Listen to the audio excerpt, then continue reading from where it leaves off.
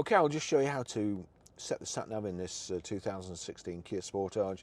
So from any screen, you've got map here, there's an information switch there, current position, click on that, get any of that, click on map, and then you've got the squares at the bottom, click on that, you've got destination, address, previous destinations, points of interest, we want address, click on postcode, that's already been set, but I'm just going to clear that. So we're Grosvenor Garage, Blackburn Road, Higher Walton, Preston, P, R.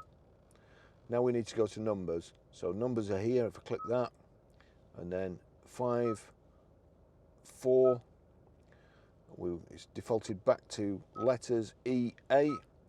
That's us. We click on that we just entered, and then, yeah, that's all right. We click start.